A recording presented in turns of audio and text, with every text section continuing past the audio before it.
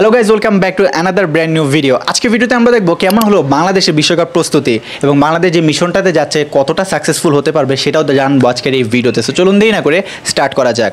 বাংলাদেশ যে প্রস্তুতিটা নিয়েছে সেটা জিম্বাবুর সাথে ছিল 5টা টি-20 সিরিজ বিশ্বকাপের আগে, এবং এখানে আমরা কিছু পজিটিভ এবং কিছু নেগেটিভ দিক দেখতে পেয়েছি, যেটা বাংলাদেশের বিশ্বকাপে খুবই বেশি পরিমাণে ভোগাবে। নেগেটিভ দিকগুলো আর পজিটিভগুলো বাংলাদেশকে আরও বেশি গ্রো আপ করতে হবে। প্রথমে আমরা কথা বলবো নেগেটিভ সাইড নিয়ে, কারণ নেগেটিভ সাইডের সংখ্যার পরিমাণটা বেশি বাংলাদেশের পজিটিভ সাইডের তুলনায়। সো চলুন প্রথমে নেগেটিভ সাইড নিয়ে আলোচনা করা যাক। বাংলায় একটা প্রবাদ আছে, গোড়ায় গলত। বাংলাদেশের যে টপ অর্ডারের ব্যাটিংটা, সেখানে টপ অর্ডারেই সবচেয়ে বড় গলত বাংলাদেশে দেখা যাচ্ছে। ওপেনিং পার্টনারশিপ হচ্ছে না, এর সাথে সাথে পাওয়ার প্লের ভিতরে 2 থেকে 3টা উইকেট পড়ে যাচ্ছে, যেটা অনেকটা টেনশনের একটা বিষয়। কারণ অন্যান্য টিম যেখানে পাওয়ার প্লের ভিতরে সর্বোচ্চ একটা রান সংগ্রহ করার চেষ্টা করে, বাংলাদেশ সেখানে উইকেট কীভাবে বাঁচাবে সেটা নিয়ে তারা ট্রাই করে, বেসিক্যালি তাদের সংগ্রামটা হয়। সো এইটা হচ্ছে সবচেয়ে বড় প্রবলেম বাংলাদেশের।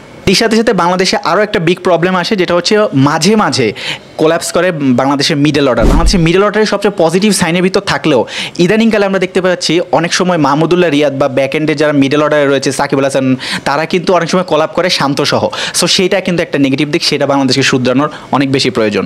এবং দিন শেষে যদি বলি মিডলের পরে যে পার্টটা আসে ফিনিশিংয়ের, সেখানে বাংলাদেশ খুবই বাজেভাবে দুর্বল। অনেক দিন ধরে বাংলাদেশ টি-20 খেললেও আমরা দেখতে পাচ্ছি বাংলাদেশ কোনো ফিনিশারই এখন পর্যন্ত পায় নাই, এক্সেপ্ট মাহমুদুল্লাহ রিয়াদ। এবং মাহমুদুল্লাহ রিয়াদ এখনও সার্ভিসিং দিয়ে যাচ্ছে, স্টিল নাও 38 বছর বয়সে। এবং ইয়াংরা যেখানে এসে কোনো রকম কন্ট্রিবিউশন সেভাবে না রাখতে পারলেও বিশ্বকাপে রাখতে হবে, এবং এই সাইনটাকে পজিটিভ সাইনে কনভার্ট করতে হবে, যেটা বাংলাদেশে বর্তমানে নেগেটিভ সাইন যাচ্ছে। এবং আরেকটা জিনিস যেই ইন্টেন্ট বাংলাদেশের আনতে হবে, সেটা হচ্ছে অ্যাগ্রেসিভ প্লে। বর্তমান টি-20 ফর্ম্যাটটা টি10 ফর্ম্যাটে চলতেছে। আমরা যদি দেখি টি-20তে অ্যাগ্রেসিভনেসটা বাড়াতে হবে বাংলাদেশকে। আপনারা সবাই দেখেছেন বড় বড় দলের অ্যাগ্রেসিভনেস তারা কীভাবে খেলে। ভাই 6 ওভারে 70, 80, 90 রান পর্যন্ত হয়ে যাচ্ছে, যেটা আমরা এবারে বিশ্বকাপে দেখতে পাবো। কারণ বর্তমানে সিচুয়েশনটা যেটা চলতেছে, সেখানে কিন্তু শুধু 200 করেও কোনো টিম জিতবে টি-20তে সেটার সেটার একটা সিউরিটি কেউ দিতে পারতেছে না। কারণ এখানে হাই স্কোরিং ম্যাচ হচ্ছে, বিশ্বকাপে প্রবাবলি হাই স্কোরিং ম্যাচটা আমরা দেখতে পাবো। সো অ্যাগ্রেসিভনেস বাংলাদেশের রক্তের ব্লাডের ভিতর কেউ ঢুকায় দাও, নাইলে খুবই বাজে লেভেলের একটা হারা আমরা সম্মুখীন হতে যাচ্ছি। বিশেষ করে যদি গ্রুপ টেবিলের কথা বলি, ভাই সাউথ আফ্রিকা আছে, শ্রীলঙ্কা আছে, হালকা করে দেখার কিছু নেই। আমার তো এখন নেদারল্যান্ডও ভয় লাগতেছে বাংলাদেশের বর্তমান যে পারফরমেন্স দেখে। সো আশা করি এই জায়গাটা বাংলাদেশ কাজ করা উচিত।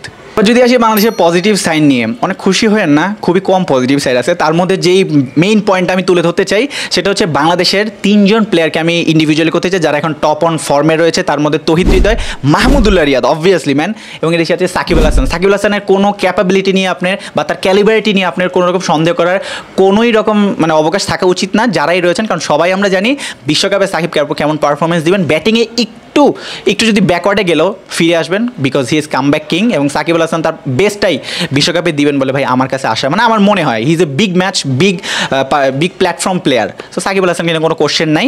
এগুলো হচ্ছে বাংলাদেশের ফার্স্ট পজিটিভ দিক। আরেকটা স্টেটমেন্ট দিতে চাই, সেটা হচ্ছে আপনি যদি কখনো দেখেন বাংলাদেশ ফিনিশিং খুবই ভালো করতেছে বা লাস্টে খুবই ভালো রান করেছে, তাহলে 2 জন প্লেয়ার বাংলাদেশের এবারে বিশ্বকাপে সে পারফরমেন্সটা করতে পারেন বলে আমার কাছে পার্সোনালি মনে হয়।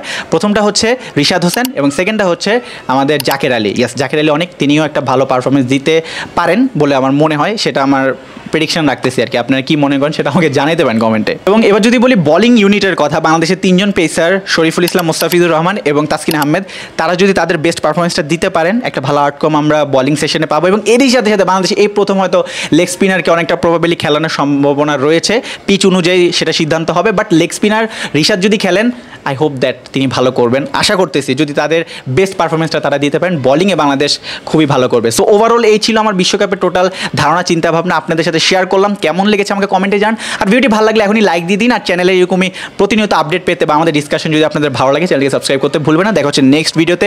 স্টিল দেন ভালো থাকুন, সুস্থ থাকুন এবং আমাদের সাথেই থাকুন।